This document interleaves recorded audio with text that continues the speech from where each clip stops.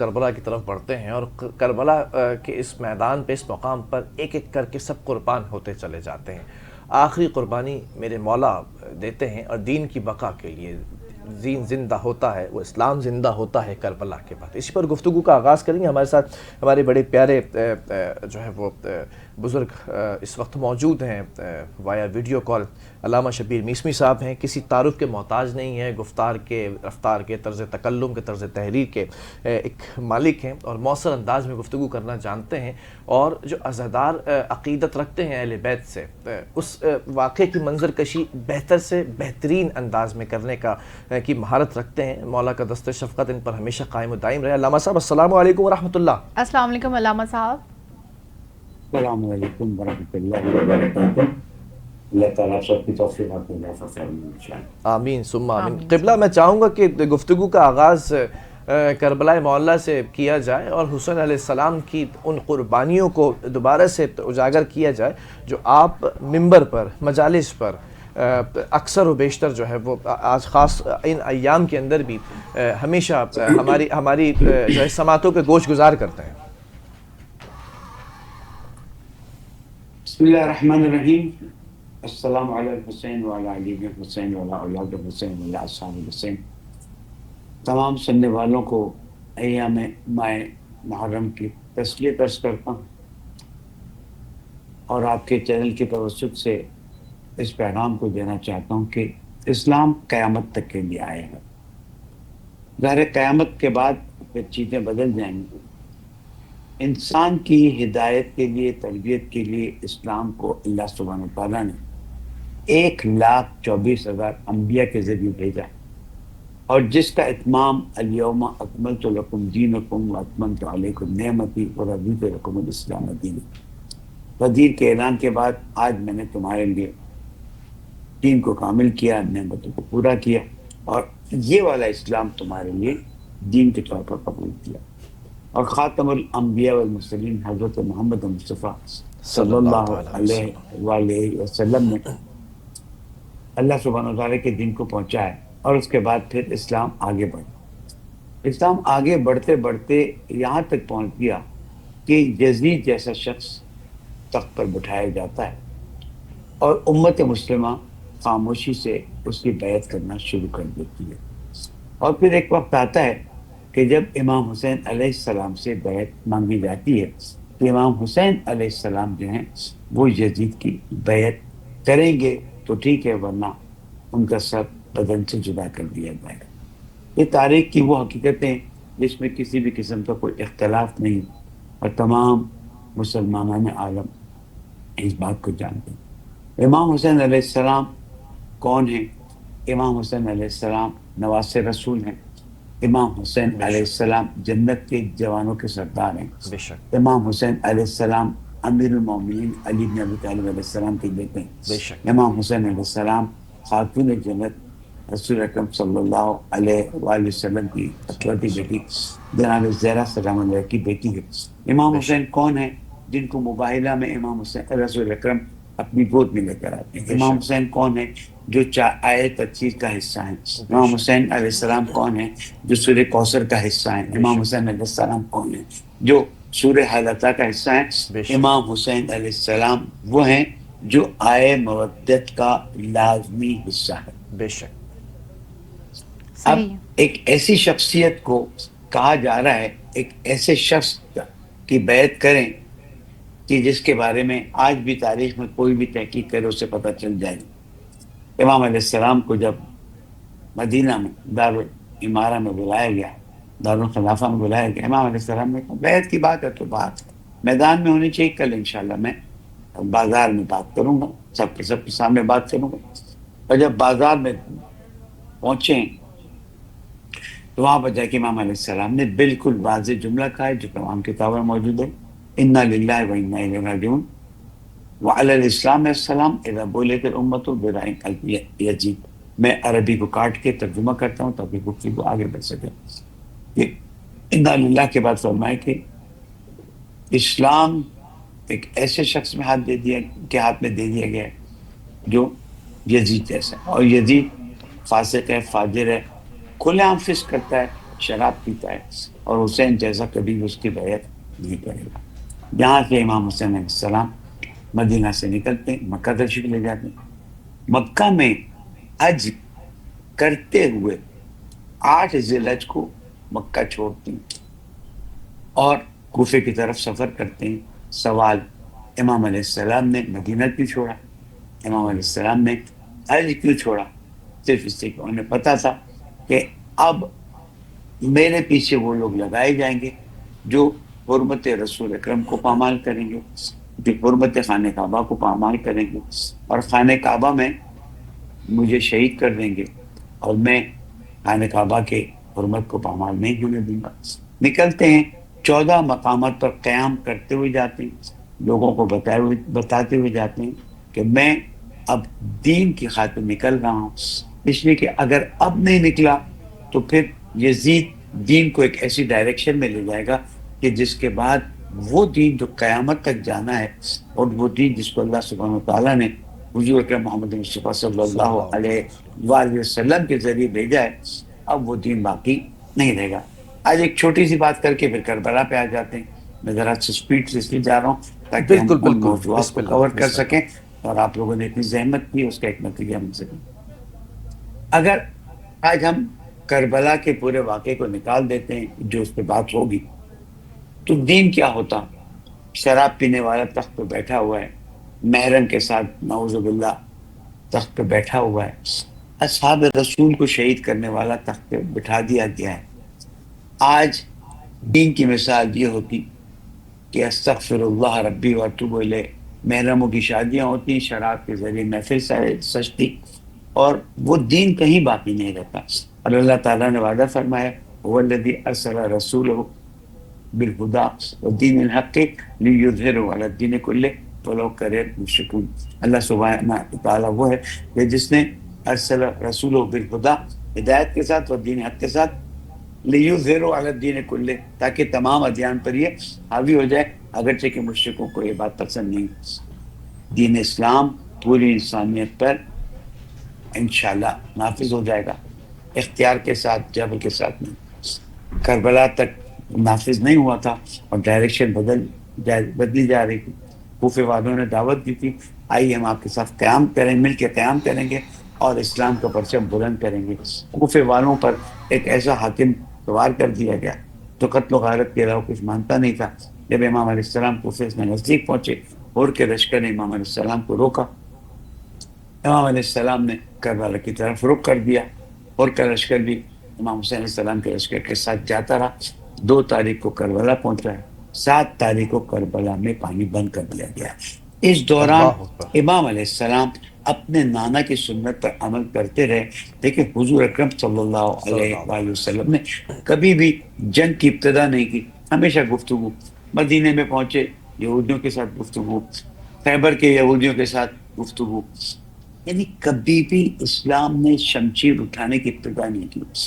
جنگ صفین میں امیر المومنین السلام کے سامنے جب شام کا لشکر آیا ہے اور امیر شام مقابلے پہ آیا ہے، 3 مہینے تک گفتگو رہی تاکہ مسلمانوں کا خون نہ ہو۔ اب کربلا جب پہنچے، امام حسین علیہ السلام نے عمر سعد سے مسلسل گفتگو کی، لیکن گفتگو نتیجے تک نہیں پہنچ ہوئے، اور آج ہم 8 محرم میں گفتگو کر رہے ہیں۔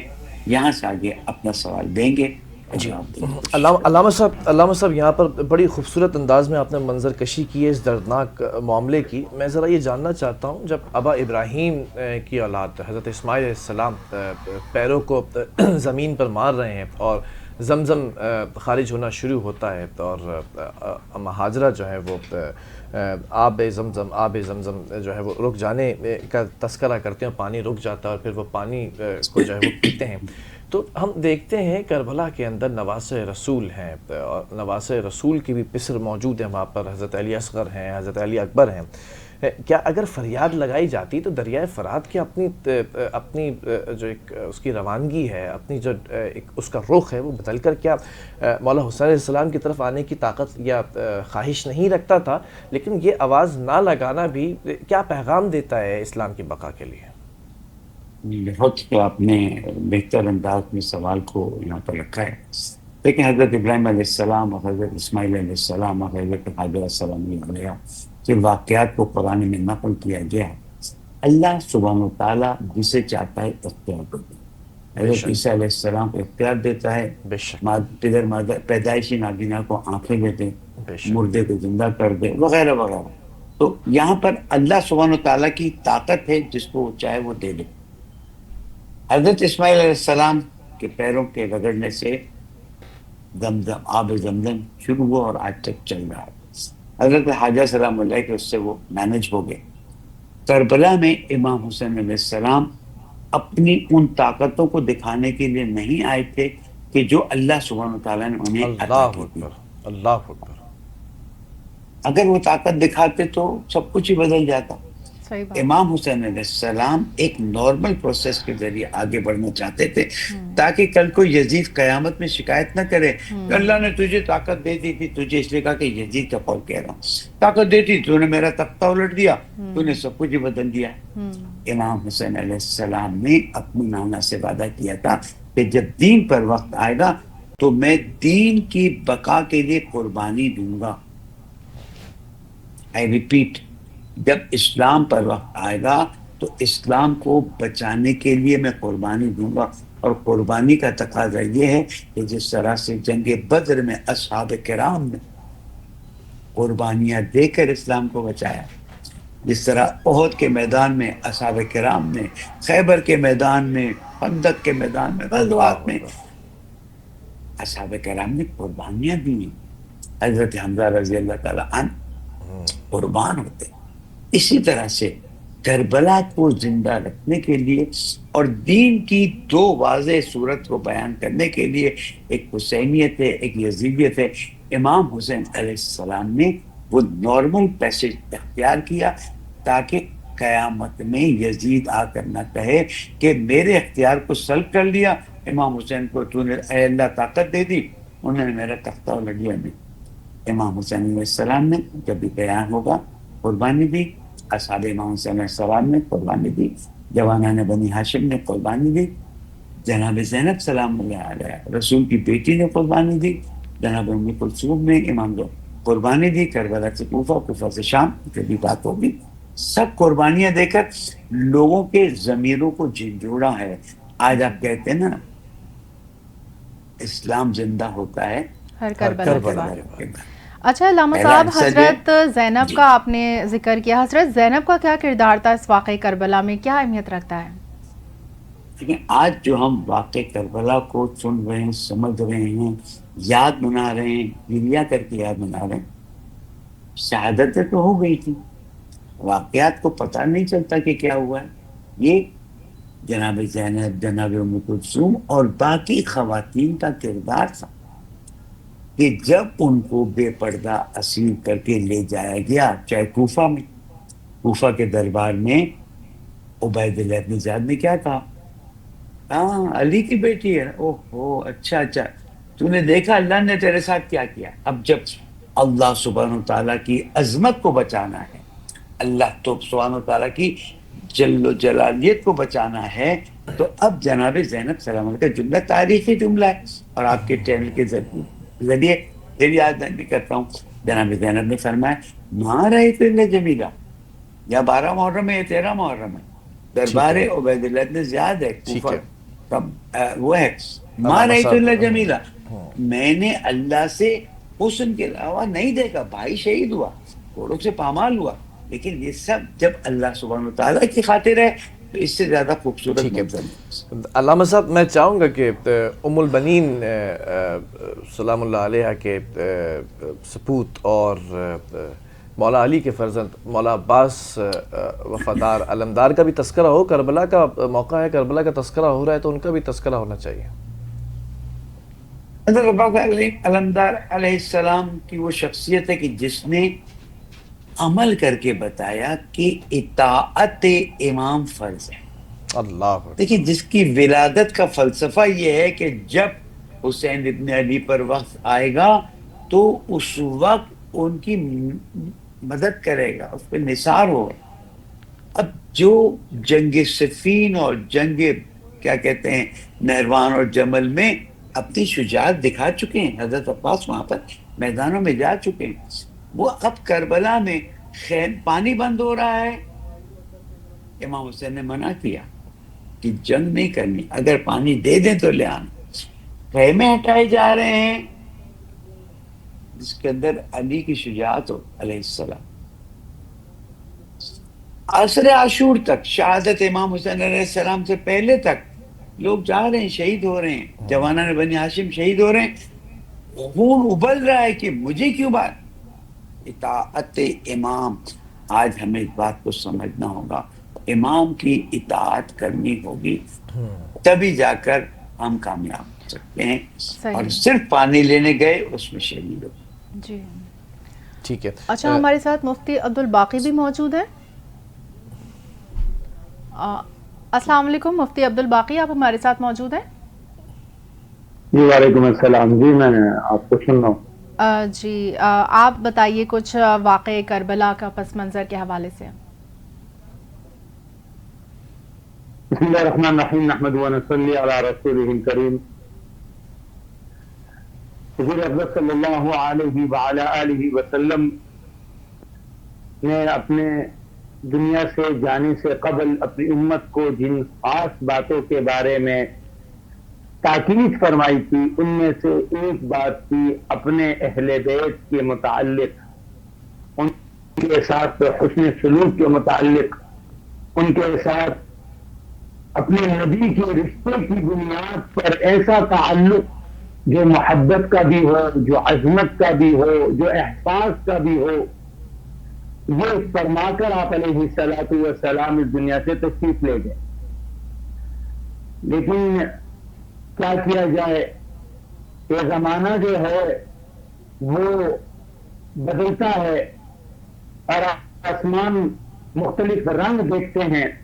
اس میں سے ایک رنگ جو ہے وہ یہ نظر آیا کہ وہی نبی جو اپنے اہل بیت کے بارے میں ہمیں تاکید کر کے گئے، وہی نبی جو ہمیں اپنے اہل بیت کے ساتھ حسن سلوک کا فرما کر گئے ہیں، ہم نے محض 50 سال کے بعد کربلا کے میدان میں ان کے خاندان کے چھوٹے بڑے سب کو کاٹ کے رکھ دیا. یہ واقعہ کربلا اس امت کے دل پر ایک ایسا زخم ہے کہ مرور زمانہ اس زخم کو ہزار مرہم رکھنے کے باوجود بھی اس زخم کو آج تک منتقل نہ کر سکی. بحیثیت اہل سنت والجماعت کے میں اہل تشیع برادران کے مختلف اعمال سے یا اس دن جو کچھ کر رہے ہیں اس سے اختلاف اپنا علم رکھ سکتا ہوں. جی لیکن کیا میں 10 محرم الحرام کو ہونے والے اس ظلم سے اختلاف کر سکتا ہوں؟ کبھی نہیں. یہ تاریخ کا وہ مظلومانہ دن ہے کہ وہ حسین جس پر اللہ کے نبی نے فرمایا ہما ریحانتا من الجنت، کہ آپ علیہ الصلوۃ والسلام کی عادت تھی کہ آپ حسن اور حسین کو صرف چومتے نہیں تھے بلکہ آپ ان کو چومتے تھے، سر مبارک کو چومتے تھے. تو عائشہ کہتی ہے یا ام سلمہ کہتی ہے یا رسول اللہ یہ آپ ان کو چومتے کیوں ہیں؟ تو آپ نے فرمایا ہما ریحانتا من الجنت، یہ دونوں میرے جنت کے پھول ہیں. جی اور پھولوں کو چوما بھی جاتا ہے اور پھولوں کو سونگا بھی جاتا ہے. جی اللہم احب من احبہما واغضب من ابغضہما. یا اللہ جو ان دونوں سے محبت کرے تو ان سے محبت کر، اے اللہ جو ان دونوں سے نفرت کرے تو ان سے نفرت کر. آج کل ایک نعرہ جو ہے، ایک آواز جو ہے وہ ہمارے ہاں شدت پسندی دونوں طرف ہے. بالکل میں یہ نہیں کہوں گا کہ شدت پسندی صرف اہل سنت میں ہے یا اہل تشیع، دونوں طرف. وہ سوشل میڈیا نے لوگوں کو بے لگام کر دیا ہے، لوگوں کے ہاتھوں کو آزاد کر دیا ہے. کسی کو یہ دکھتا نہیں ہے کہ سامنے والا کون ہے، وہ کیا بات کر رہا ہے. یہ بات ایک دوسرے کو تانے کے طور پہ دی جاتی ہے، تیرا حشر فلانے کے ساتھ ہو، تیرا حشر فلانے کے ساتھ ہو. ہم تو اللہ سے یہ دعا کرتے ہیں، اے اللہ تو قیامت کے دن ہمیں حسن اور حسین کے قدموں کا سایہ نصیب فرما. آمین ثم آمین. اچھا علامہ صاحب، آپ سے ایک سوال پوچھنا چاہوں گی میں کہ اسلام زندہ ہوتا ہے ہر کربلا کے بعد، تو جب کربلا کا واقعہ رونما ہوا، یزید نے سب کو شہید اور اسیر کر لیا، تو اس کے بعد پھر اسلام کس طرح آگے بڑھا؟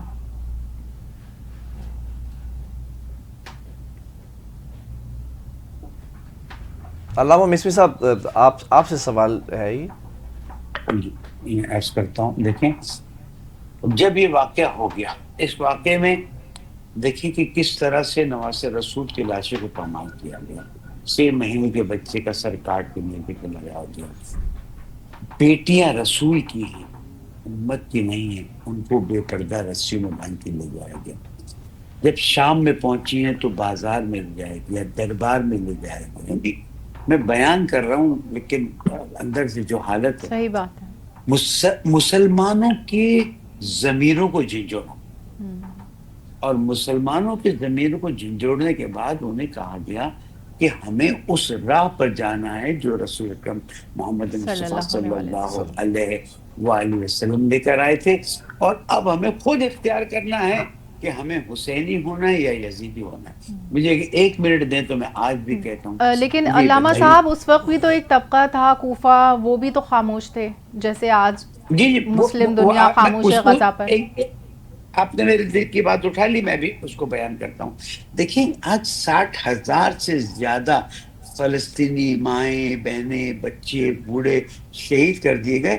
ایک پورا بھوک عالم ہے، سوائے اس کے کہ جو جمہوریہ اسلامی ایران ہے جس نے آواز اٹھائی، جس نے مدد کی، جس نے تعاون کیا، جس نے یمن کی طرف، جس نے حزب اللہ کی طرف ہشت شعبی کے ذریعے مدد کی. ابھی تو سب نے دیکھ لیا نا، یہی عالم وہاں پر تھا. لیکن جب اہل بیت علیہ السلام کی قربانیاں سامنے آئیں تو پھر لوگ اٹھنا شروع ہوئے. اچھا، الگ الگ زمانے میں تحریکیں آئیں اور آج تک ان تحریکوں کا نام موجود ہے. ٹھیک ہے، ذرا میں اسی طرف آؤں گا. میں مفتی عبدالباقی بھی ہمارے ساتھ موجود ہیں. خدا صاحب، میں ذرا اس پر بھی گفتگو کرنا چاہوں گا کہ کربلا میں صرف مردوں کا کردار ہی نہیں بلکہ خواتین کا، ماؤں بہنوں بیٹیوں کا بھی جو کردار ہے وہ بھی قابل ذکر اور قابل غور ہے. جیسے کہ افشین نے بھی سوال کیا کہ کربلا کا یہ جو واقعہ ہے اور عاشورہ کا جو اس وقت دن ہے، اس کے بعد کے معاملات کیا، خواتین کا کردار کس طرح سے اہمیت ان کی اجاگر کرتا ہے، اور پھر بی بی سلام اللہ علیہ کا کردار کس طرح سے واضح ہوتا ہے آگے، اور رہتی دنیا کی خواتین کے لیے کیا پیغام دیتا ہے؟ دیکھیں، جو میں بات عرض کر رہا تھا کہ جو ظلم کربلا میں ہوا، جو ناانصافی جو کربلا میں ہوئی، وہی لوگ جو حضرت محمد مصطفیٰ صلی اللہ علیہ وآلہ وسلم کے اصحاب تھے اور پھر اصحاب کی اولادیں تھی، زمانے میں دیکھا کہ معاملات کوئی ڈر کے مارے، کوئی لالچ کے مارے، کوئی کس کے مارے جا کے حسین کے لشکر کے سامنے جا کے کھڑے ہو گئے. وہ حسین جو ان کے لیے قابل احترام بھی تھا، قابل اکرام بھی تھا، قابل تعمیل بھی تھا، اور ان کو چاہیے تھا کہ وہ ساری دنیا کو ٹھکرا کر اس حسین علیہ الصلوۃ والسلام کے ساتھ کھڑے ہو جاتے، بجائے اس سے دوسری جانب کھڑے ہوئے.